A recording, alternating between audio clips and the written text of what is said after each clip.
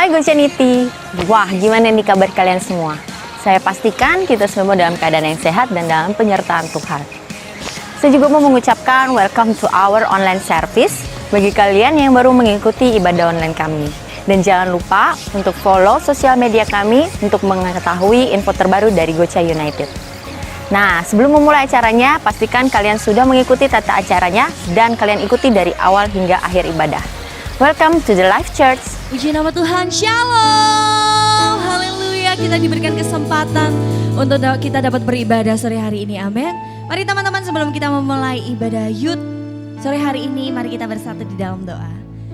Tuhan Yesus, kami mengucap syukur buat kesempatan yang Tuhan beri atas setiap kami. Kalau kami boleh Tuhan memuji-Mu dan menyembah-Mu Tuhan, dimanapun kami berada Tuhan, penyertaan-Mu tetap sama. Kasih setiamu dan cintamu cukup buat setiap kami.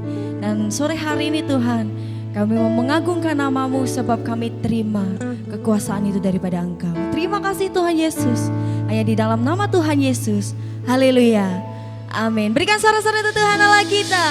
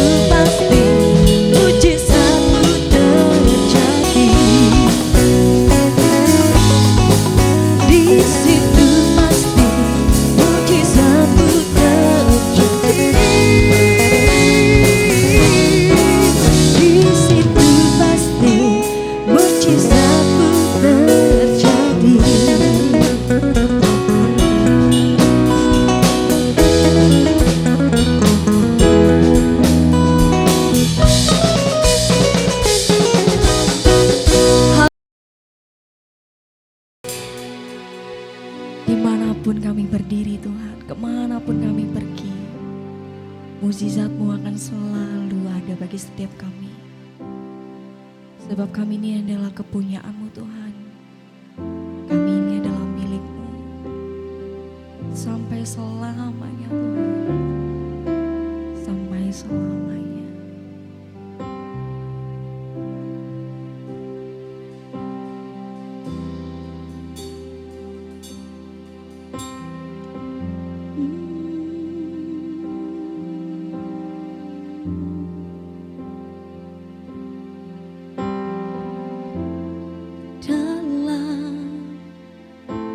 Kesesakanku,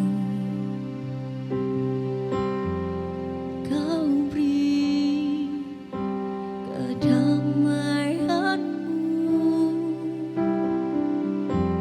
dalam keraguan. Ku temukan wajah-Mu.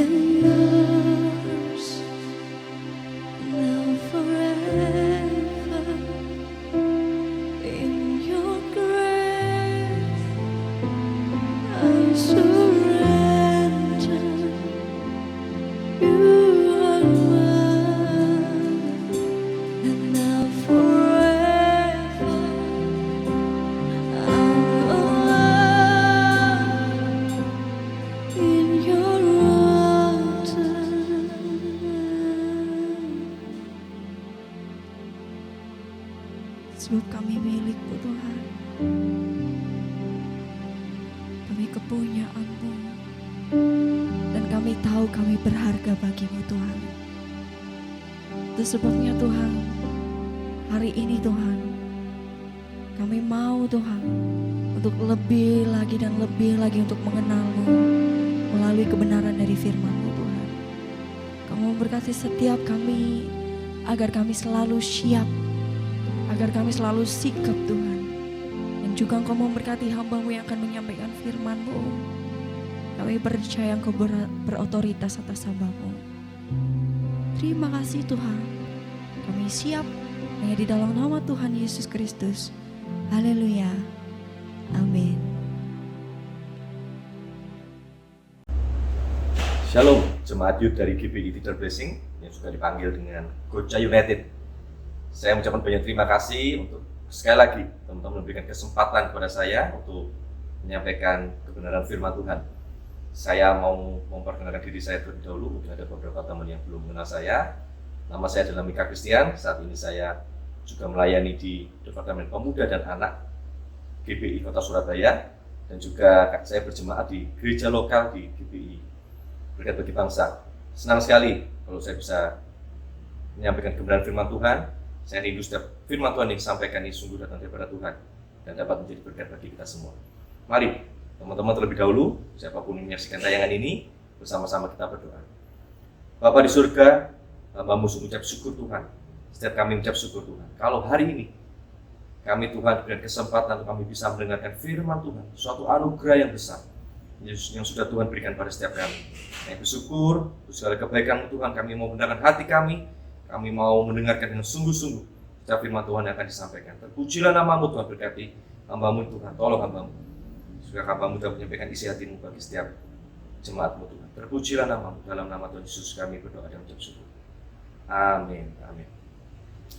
Shalom, sekali lagi saya menyambut teman-teman semua.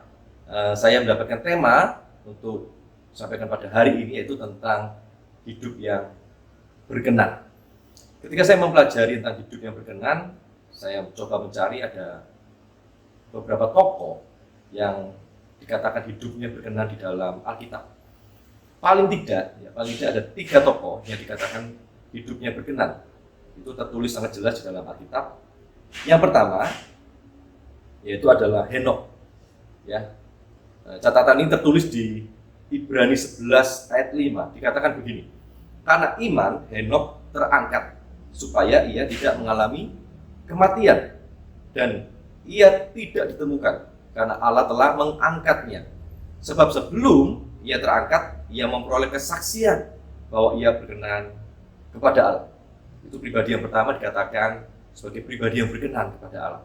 Kemudian pribadi yang kedua adalah Daud. Saya kira mungkin setiap teman-teman semua yang menyaksikan ini sudah cukup mengenal pribadi Daud, karena Daud merupakan tokoh sentral dalam Perjanjian Lama, ya, tokoh yang cukup besar yang dikagumi oleh banyak orang karena perbuatannya.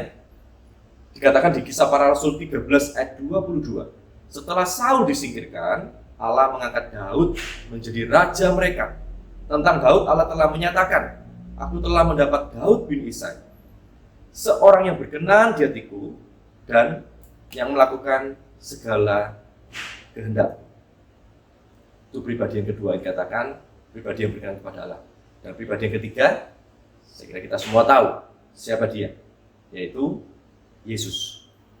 Yesus tertulis di Matius 3:17 dikatakan, lalu terdengarlah suara dari surga yang mengatakan, inilah anakku yang kukasihi, kepadanya lah aku berkenan. Ketika Yesus dibaptiskan dan dia keluar dari air, dari langit terdengar, inilah anakku yang kukasihi, kepadanya lah aku berkenan.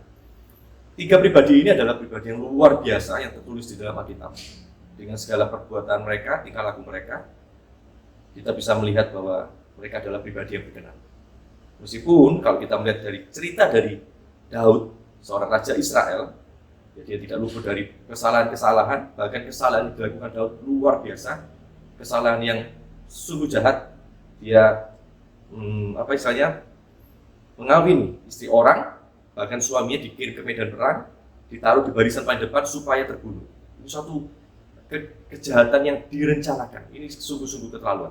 Tetapi kita membaca di dalam Kisah Para Rasul 13 ayat 22, Paulus sendiri menulis bahwa Daud adalah pribadi yang berkenan kepada Allah. Saat ini kita akan belajar dari satu pribadi, yaitu Daud, ya, dan bagaimana korelasi Daud dengan pribadi Yesus di dalam Perjanjian Baru. Yuk kita belajar bersama. Yang menjadi pertanyaannya, tadi saya sudah sampaikan bahwa Daud melakukan begitu banyak kejahatan, ya, bahkan kejahatan dilakukan oleh Daud, kejahatan yang luar biasa. Tetapi kenapa Daud berkenan pada Allah? Ada banyak catatan yang juga menulis tentang kebaikan-kebaikan Daud. Tetapi pagi hari ini kita mau belajar 3 hal. Bagaimana Daud dikatakan sebagai pribadi yang berkenan kepada Allah. Yang pertama, Daud itu pribadi yang sangat beriman sepenuhnya kepada Tuhan. Kenapa kok saya bisa mengatakan bahwa Daud adalah pribadi yang beriman sepenuhnya kepada Tuhan? Kisah Daud itu tertulis, ya, di awal itu dimulai dari bagaimana Saul ditolak oleh Tuhan karena Saul sudah tidak berkenan lagi. Ya, di hadapan Tuhan Saul sudah tidak berkenan lagi. Dan Allah mencari raja untuk menggantikan Daud. Dan dia mengutus Samuel, ya, untuk mencari raja yang baru yang dipersiapkan untuk menggantikan Saul. Singkat cerita, Saul datang pada satu tempat dan dia menemui satu keluarga, yaitu keluarga Ishak. Keluarga ini punya banyak anak laki-laki, keluarga yang hebat-hebat, badannya bagus-bagus, akan tetapi Allah tidak memilih mereka. Dan sampai akhirnya Allah justru memilih anak yang paling kecil, yaitu Daud. Pada waktu itu Daud diperkirakan ketika dia diurapi raja, sebagai raja oleh Samuel, itu usianya antara 17 tahun. Ya. Jadi pada waktu Daud itu sudah bukan remaja lagi mungkin, ya, tapi pemuda, seorang pemuda. Dan dia memiliki pekerjaan menggembalakan kambing domba. Dan itu hanya beberapa ekor saja. Jadi Isai ini mungkin bukan keluarga yang cukup kaya, jadi keluarga yang sederhana. Dan Daud itu karena mungkin anak yang paling kecil, paling bontot, dan dia mungkin belum dipersiapkan, atau juga mungkin dia tidak memiliki postur tubuh yang besar atau cukup kuat seperti kakak-kakaknya, sehingga dia mendapat tugas untuk mengembalakan kambing domba. Ingat ya, Daud diurapi sebagai raja pada usia diperkirakan usia 17 tahun. Tetapi yang membuat kerennya dari Daud ini adalah setelah dia diurapi menjadi raja, Daud tetap melakukan aktivitasnya menggembalakan kambing domba. Ya, itu tercatat di 1 Samuel 17. Ya, Saul pada waktu itu karena roh Allah sudah ada dalam hidupannya, dia jadi sering uring-uringan dan dia sering diganggu oleh roh jahat. Dan oleh bujang-bujangnya atau para pembantunya disarankan untuk mencari orang yang jago main musik, ya, kecapi pada waktu itu. Dan akhirnya tibalah ditemukan Daud ini. Dan akhirnya Daud, dikatakan di Samuel 17, dia masuk ke dalam kerajaan Israel. Ini hebatnya. Dia sendiri sudah tahu bahwa dia adalah raja yang menggantikan Saul. Tetapi dia memiliki sikap yang luar biasa. Dia memiliki sikap yang sangat hormat dan dia percaya sepenuhnya kepada Tuhan. Kalau kita mau merefleksikan hal ini kepada kehidupan kita, kira-kira kalau kita tahu bahwa kita ini akan mendapatkan suatu posisi yang luar biasa terhormat, mungkin sebagai presiden atau apa di Indonesia ini, bagaimana kira-kira sikap kita? Apakah kita tetap bisa memiliki sikap hidup yang sederhana, ya, menunggu waktu Tuhan, ya, memang secara de jure, ya, menurut Tuhan, Daud adalah raja. Tetapi de facto pada waktu itu orang Israel masih mengakui Saul sebagai rajanya. Tetapi Daud tidak terburu-buru. Daud menaruh imannya sepenuhnya, kepercayaan dia kepada Allah. Bahkan di waktu berikutnya Saul begitu membenci Daud karena ada rasa iri dari Saul kepada Daud. Dan Saul berusaha membunuh Daud dan Daud berpindah-pindah tempat karena dia lari. Bahkan dikatakan di Alkitab, Daud mempunyai kesempatan 2 kali untuk bisa membunuh Saul, tetapi Daud tidak melakukannya. Dan Daud tahu di waktu yang tepat, dengan cara Allah akan menjadikan dia raja seperti janjinya ketika dia berusia kira-kira 17 tahun. Ini bukan perkara yang mudah kalau kita mengingat cerita ini. Kalau saya merefleksikan hal ini kepada diri saya sendiri, wow, saya mungkin bisa gagal. Kalau saya mungkin dari keluarga yang sederhana, dari keluarga yang boleh kata mungkin tidak terpandang, ya, tiba-tiba ada seorang mengurapi saya, membacakan saya, kamu akan menjadi seorang nomor 1 di Indonesia, mungkin gitu. Saya mungkin akan melakukan banyak manuver-manuver politik dan sebagainya. Tetapi Daud berbeda. Bahkan, ya, dikatakan di Samuel 17, ya, di cerita berikutnya, Daud mengantarkan, ya, istilahnya menemui kakak-kakaknya, mengantarkan makanan untuk mereka. Dan pada waktu itu bangsa Israel sedang berhadapan dengan orang Filistin dan berhadapan dengan Goliat. Dan Goliat menantang orang Israel, tidak ada yang berani. Akhirnya Daud memberanikan diri untuk maju melawan Goliat, dan akhirnya kita tahu semua bersama, Goliat dikalahkan hanya dengan batu. Ya, suatu hal senjata yang tidak masuk akal, tetapi Allah bisa memakai banyak hal di dalam kehidupan Daud untuk menyatakan kemuliaannya. Demikian juga dengan kita. Kalau kita tahu bahwa Allah itu mengasihi kita punya iman sepenuhnya kepada Allah, maka kita akan menjadi pribadi yang berkenan. Setiap apa yang kita lakukan, ada tuntunan Allah, ada penyertaan Allah, dan itu mendatangkan kemenangan dalam hidup kita, dan Allah dipermuliakan. Jadi Daud ini beriman sepenuhnya kepada Tuhan. Daud mengakui kuasa Tuhan yang sungguh tidak terbatas. Itu luar biasa. Dari tokoh Daud ini kita belajar, yang pertama, Daud memiliki iman yang sepenuhnya kepada Tuhan. Kemudian yang kedua, kita belajar apa? Daud ini memiliki hubungan yang intim dengan Tuhan. Bahkan kita tahu di dalam kitab Mazmur sebagian besar ditulis oleh Daud. Di sana dia menulis begitu banyak pujian dan penyembahan. Dalam keadaan terdesak sekalipun, Daud tetap menyembah Tuhan. Dan dia memakai waktu-waktu yang ada untuk dia bisa menyembah Tuhan. Bahkan ketika dia menjadi raja pun, dia memakai waktu-waktu yang ada untuk dia tetap mempunyai hubungan yang intim dengan Tuhan. Bagaimana dengan kita? Kalau kita rasanya mungkin ketika kita belum menjadi apa-apa, kita mungkin bisa punya banyak waktu. Tetapi ketika banyak kepercayaan sudah kita terima, maka kita mungkin memiliki posisi-posisi yang penting di dalam suatu perusahaan atau suatu organisasi atau jabatan kenegaraan atau apapun itu, kita mulai punya banyak pilihan-pilihan untuk kita tidak memiliki hubungan yang intim dengan Tuhan. Tetapi dari kisah Daud ini menjadi pengingat kita, bagaimana supaya kita menjadi pribadi yang berkenan kepada Tuhan. Yaitu kita harus membangun hubungan yang intim dengan Tuhan. Dengan hubungan yang intim dengan Tuhan, kita bisa mengerti kehendaknya. Kita bisa mengetahui apa yang Tuhan inginkan untuk kita kerjakan. Itu Daud. Itu luar biasa Daud.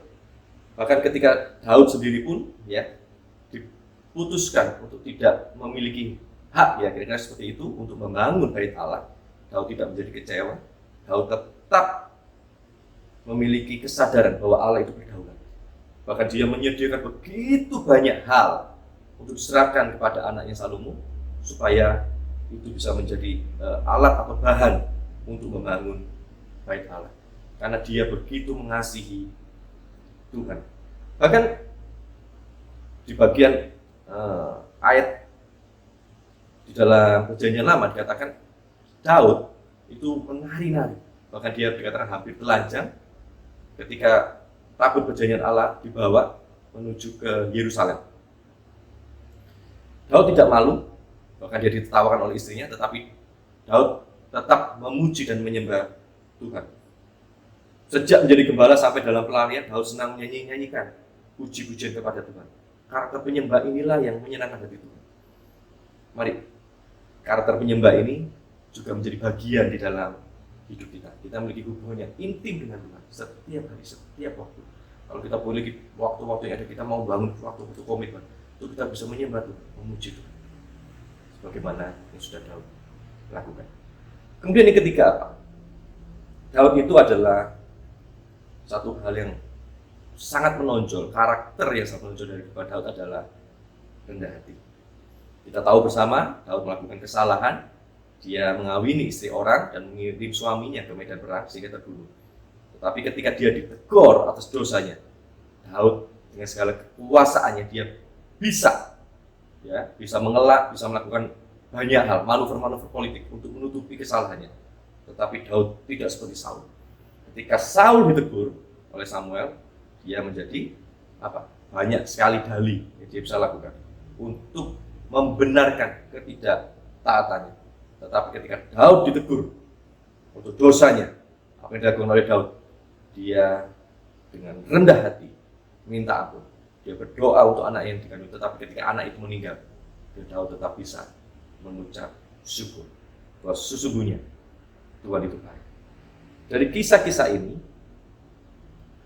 kita tahu bahwa Daud adalah pribadi yang luar biasa. Yang pertama, dia memiliki iman yang sepenuhnya kepada Tuhan.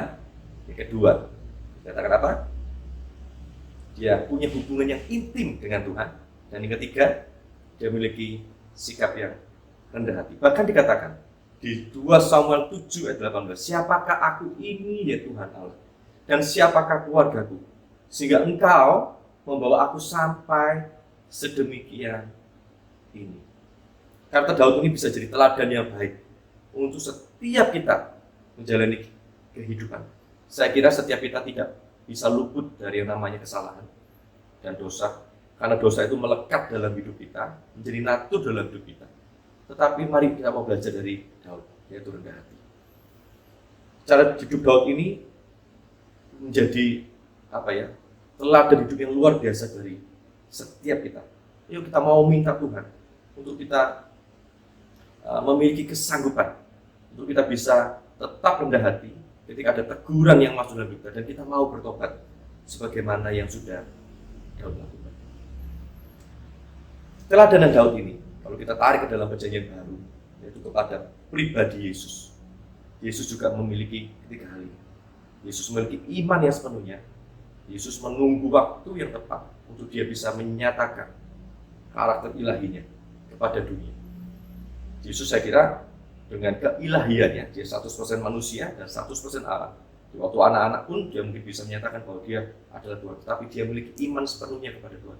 Di waktu yang tepat, Allah akan menyatakan kemuliaannya lewat Yesus.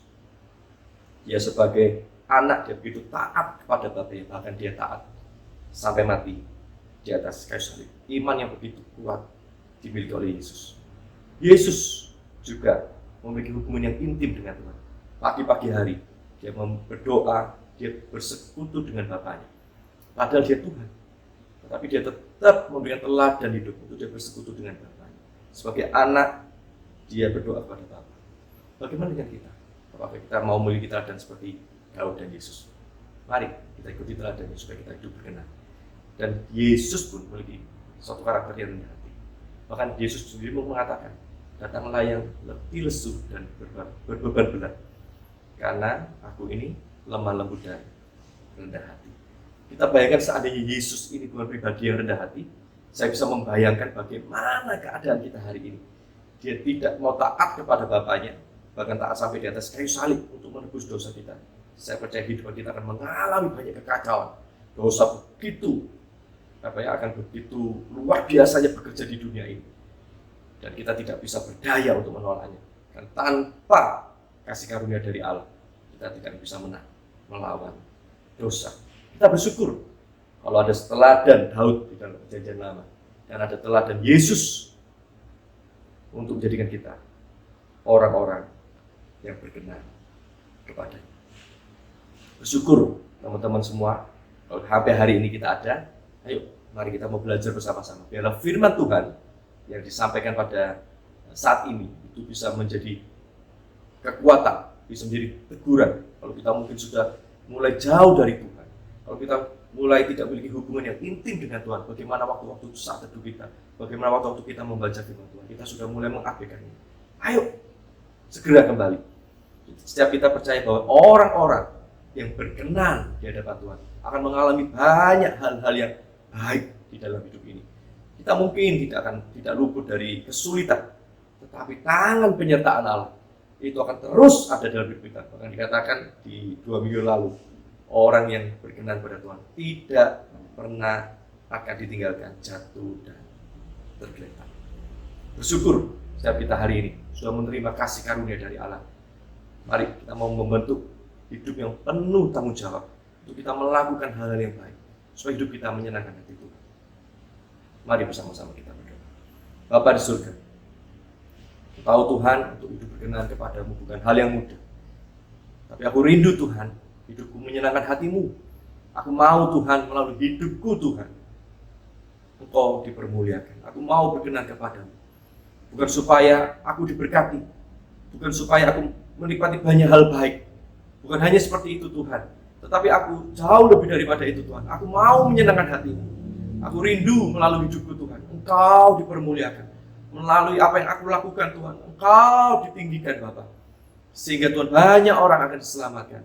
Banyak orang mengaku Engkau Yesus dan Tuhan. Terima kasih Bapa, terpujilah namamu. Setiap jemaat Tuhan mendengarkan Tuhan firman-Mu pada hari Tuhan. Bawa kami untuk memiliki hidup yang benar. Tolong kami supaya kami Tuhan, makin berkenan, makin menyenangkan isi Engkau Tuhan. Dan Tuhan, kami rindu setiap pertolongan berkat-Mu terus ada dalam hidup kami, memampukan kami, menolong kami. Terima kasih Tuhan. Di dalam nama-Mu Tuhan Yesus, hamba-Mu berdoa dan mengucap syukur. Amin. Haleluya, berikan sorak-sorak tentang Allah kita. Mari kita menari bersama-sama.